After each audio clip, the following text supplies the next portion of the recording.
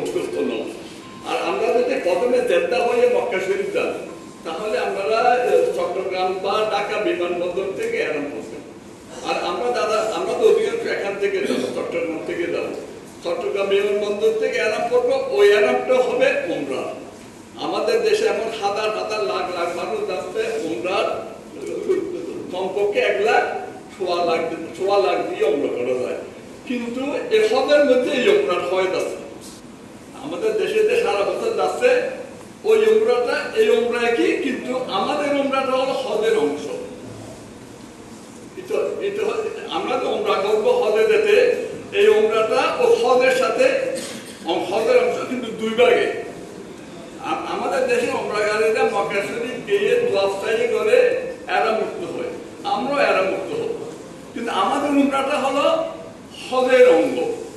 আর যারা অন্য সময় উমরা করতে চায় তার এটা হলো সুন্নত, কিন্তু আমাদেরটা হলো সুন্নত নয়, আমাদের উমরাটা হবে হজের অঙ্গ একসাথে।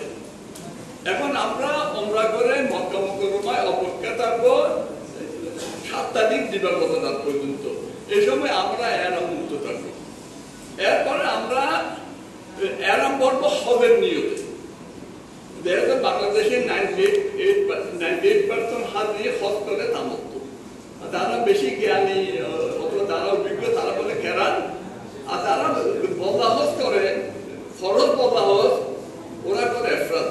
আবারও বলছি, আমি যদি বদলা হজ করেন, আমরা জানতে হবে যার জন্য হজ করতেছে ওনার উপর কি হজ ফরজ না নফল, এটা আগে আপনাকে ঠিক করতে হবে। যেমন আমি আগে হজ করতে আমার মা বা আব্বার জন্য হজ করতেছি, কিন্তু আমার আব্বা বা আম্মার হজ ফরজ ছিল কিনা, আমার আব্বা আর্থিক সচ্ছল ছিলেন, মা আর্থিক সম্পদের মালিক ছিল কিনা। যদি আমি আর্থিক সচ্ছল, আমার আব্বা মা আর্থিক সচ্ছল ছিল না, আমার দিল চায় আমি একটা হজ করি, তাহলে আমি আপনার ইচ্ছে মতো আপনি করতে পারেন। যদি ফরজ থাকে তাহলে শর্ত আছে, দেশ থেকে যেতে হবে, ইফরাদ করতে হবে, ইফরাদ হজ অথবা কেরান হজ করতে হবে, তামাত্তু হজ করা যাবে না। এখন আরো বলি, মদিনা মনোয়ারা জিয়ারতকে সৌদি গভর্নমেন্ট ইদানিং গুরুত্ব দিচ্ছে। মদিনা মনোয়ারা বিমানবন্দরের সাথে ওনার হজ টার্গেট করছে। আর 15-20 বছর আগে সৌদি হুজুররা মুফতিরা বলতো মদিনা শরীফ গেলে জিয়ারতের নিয়ত করা যাবে না, মসজিদে নববী নওয়াজের নিয়ত করতে হবে। এই কথাটা এখন আর বলে না, তারা ওদের মধ্যে একটা পরিবর্তন এসে গেছে, আল্লাহর মহিমা। এখন ওরা এই কথা বলে না, বরং মদিনা মনোয়ারা বিমানবন্দরের সাথে হজটা মিলে মদিনা শরীফে মানুষ যাবে, ওই জন্য বুলেট ট্রেন দিচ্ছে। অর্থাৎ মদিনা শরীফ যাতে মদিনা শরীফ ওনারা সৌদি গভর্নমেন্ট দেখেন আনারা দিচ্ছে বলতে হজের অঙ্গ নয়। এখন ওনারা বলতেছে, মুখে না বললে বাস্তবে বলতে হজের অঙ্গ, আগে বলতো না, কিন্তু এখন মুখে না বললেও বাস্তবে বলতেছে। বাস্তবতা দেখা যাচ্ছে মদিনা মনোয়ারা জিয়ারত হজের অঙ্গ বলতেছে সৌদি গভর্নমেন্ট, সৌদি অথরিটিরা। তা না হলে বুলেট ট্রেন দিচ্ছে, মদিনা শরীফ যাওয়া আসাতে আরামদায়ক। তা না হলে মদিনা মনোয়ারা বিমানবন্দরের সাথে হজ টার্মিনাল করছে। আমি বলছি জিয়ারতের টার্মিনাল, ওরা যা বলে বলুক, আমার আবেগ হলো জেদ্দাটা হলো হজ টার্মিনাল, আর মদিনা মনোয়ারা বিমানবন্দরটা হলো জিয়ারতের টার্মিনাল। এখন আরো প্রশ্ন আছে, এখন অনেক আধুনিক যুগ, অনেক আধুনিক বামদের অনেক আধুনিকতা হয়ে গেছে। একজনের প্রশ্ন করতে এটা খুব সহজ, তারপরেও যদি অসুস্থ অবস্থায় এরাম করতে হবে, আমি অসুস্থ অবস্থায় ঢাকা সিটানি থেকে এরাম করতে হবে, অসুস্থ অবস্থায় মদিনা শরীফ এরাম করতে হবে। ওই অবস্থায় সুন্নত হলে এরাম পড় নামাজ পড়া যাবে না, কিন্তু এরাম করতে হবে, এরামের নিয়ত করা যাবে। এবং যদি 7 তারিখ জিলহজের দিন যদি অসুস্থ থাকেন মহিলা, ওই অবস্থা তো উনি আরাম করবে, হজের এক নিয়ত করবে, সুন্নতের আরাম নামাজ পড়বে না। বাট এই অবস্থায় উনি মিনা যাবে, আরাফাত যাবে, মুজদালিফা যাবে, শয়তানকে পাথর মারবে, তারপরে মাথার চুল ফেলবে, সব দম দিবে, কিন্তু খানায় কাবা তওয়াফ করবে না। অর্থাৎ অসুস্থ অবস্থায় খানায় কাবা প্রবেশ করা বাদে, নামাজ পড়া বাদে বাকি সব করতে পারবে। তবে এই কাজে আধুনিক পদ্ধতিতে অনেক চিকিৎসা বের হয়েছে, এই চিকিৎসা পদ্ধতিতে হুজুররা অ্যাকসেপ্ট করতেছে। হুজুররা আধুনিক যুগকে মানতেছে, আধুনিক যুগকে মেনে এটা করা যাবে।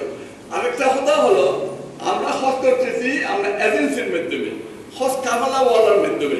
আমরা ওদের সাথে তাদের ঝগড়া বিবাদ না করি।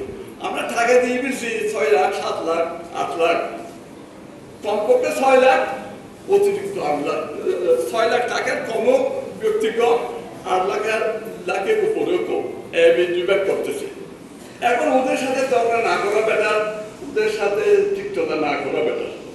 আমরা ওদের সাথে ভালো থাকি, ওদের সাথে আমরা সহ অবস্থানে থাকি, আমরা ওদের অ্যাডভাইসে চলি। আর একটা কথা আমি আর্টিকেল দেখছি, আদাদি হলে বুধবার, পূর্বগুণ সোমবার আমার লেখাগুলো পড়বেন। ওখানে আমি কিন্তু হজের উপর লিখতেছি। তোর মধ্যে একটা কথা লিখছি যে আরাফাত থেকে হজের আগমনটা খুব কঠিন। আপনি মক্কা শরীফ থেকে মিনা গেলেন, মিনা থেকে আপনি আরাফাত গেলেন, এটা সহজ সহনীয়। কিন্তু আরাফাত থেকে আপনি যখন মুজদালিফা আসবেন কঠিন, মুজদালিফা থেকে মিনা আসবেন কঠিন, মিনা থেকে আপনি শতাংকে পাথর মেরে আপনি কি মিনা তাঁবুতে আসবেন নাকি হোটেলে যাবেন মক্কা শরীফে। আপনার তাঁবুটা জমরাত হলো, শয়তান হলো মিনার একদম উত্তর পাশে, আর মিনা উত্তর দক্ষিণ প্রায় 7 কিলোমিটার।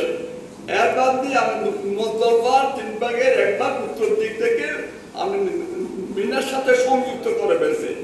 আবার অনেক কাজ করছে পাহাড়ের উপর মিনার পূর্ব দিকে। এখন আপনার সিদ্ধান্ত নিতে হবে, আপনি 10 তারিখ শয়তানকে পাথর মারার পর আপনি কি মক্কা শরীফ যাবেন নাকি আপনি মিনার তাঁবুতে ব্যাক করবেন। এটা আমরা এজেন্সির সাথে আলাপ করতে হবে। আমার সাথে কোনো বয়স্ক হাজি আছে কিনা, আমার সাথে আমার মা, স্ত্রী বা বোন আছে কিনা, এটা নিয়ে আপনার অবস্থার উপর সিদ্ধান্ত। ওই সময় আপনি কোনো ট্রান্সপোর্ট পাবেন না। আপনি চেষ্টা করবেন আরাফাত থেকে প্রথম ট্রিপ আসবার জন্য। আর যেহেতু প্রথম ট্রিপ আসতে না পারলে আপনার মুজদালিফা আসাটা আপনার জন্য খুব কষ্টসাধ্য হবে।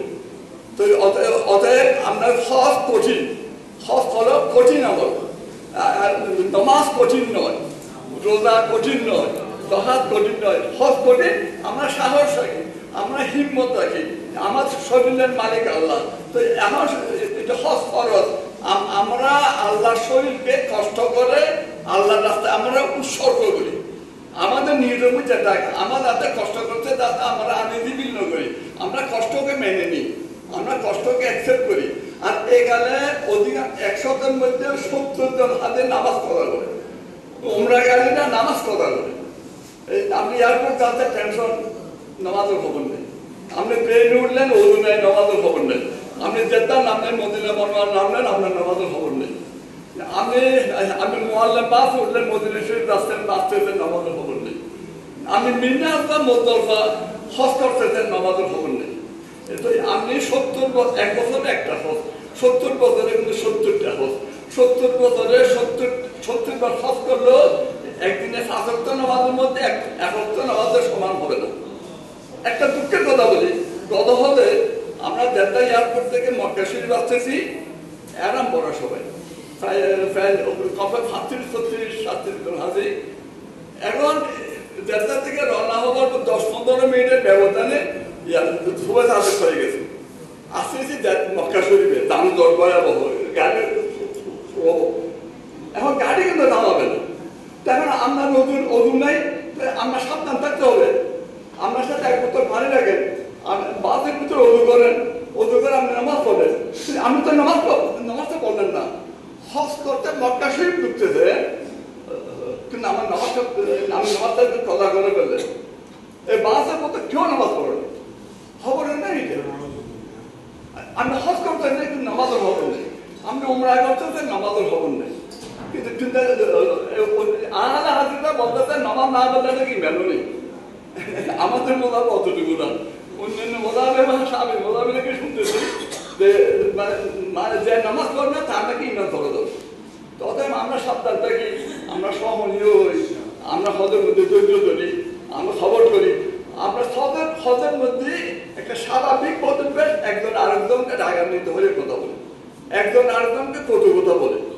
মিনাতে, মজদল ভাই, আফাতে, টয়লেটে, এসব এমন করছে, মানে ছিল্লে কথা বলে, রাত দিয়ে কথা বলে। হস্তলে খবর, হস্তমূলের শর্ত হলো খবর দৈর্য নরম, হস্তমূলের। আর আমরা করি উল্টো, আমরা একজন আরেকজনকে বকা দিই, একজন আরেকজনকে তাচ্ছিল্য করি, একজন আরেকজনকে ব্যবহার খারাপ, মারামারি করি না কিন্তু ব্যবহার খারাপ করি। তো আমরা 40 দিনের সফর, আমরা দেখে